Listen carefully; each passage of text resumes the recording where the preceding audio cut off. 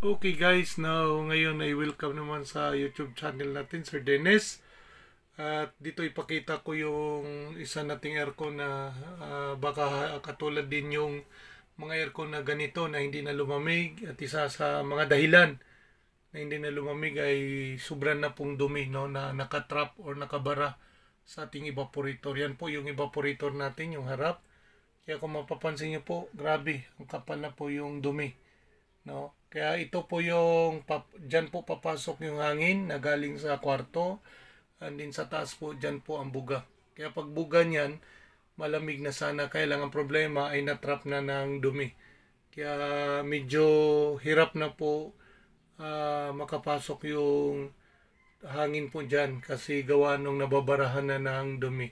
Kaya yan guys, ang recommended natin sa mga ganyan ay i-general cleaning, no, i-pull out at lilinisan.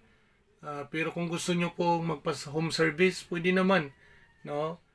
Kailangan na nating baklasin at linisan. Halimbawa, ayaw nyo pong i-pull out sa dadalhin sa malayo. Kahit doon sa bahay nyo po, kaya nating linisan. No? Lalo na sa mga malapit lang, no, na lugar. No? Comment na lang po sa YouTube channel natin. At marami tayong mga naasisa na nagko-comment na nalinisan tapos ba't hindi lumamig.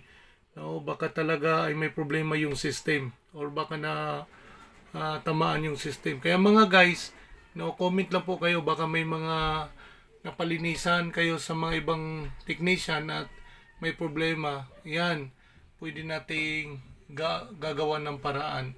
At hindi po tayo hindi to basta-basta, legit po tayo na technician. At TISDA passer po tayo and CEC, Civil Service Commission. License po tayo, no, hindi po tayo barabara na technician yung hindi alam, kundi 4 years po graduate si Sir Dennis. Hindi naman sa pinagmalaki kundi pinakita ko po yung natutunan ko. Kaya hindi po kayo manghinayang sa bayad na ibibigay nyo po at hindi po tayo na ngungulikta ng mahal. Tamang-tama lang sa presyo, mura lang po.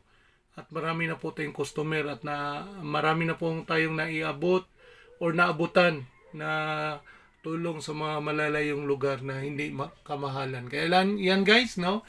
Welcome po. Maraming salamat sa iyong panonood sa YouTube channel natin, Sir Dennis, and thanks for watching. Yan guys, no? Ipakita ko naman yung step by step pagki-cleaning. Yan. Okay guys.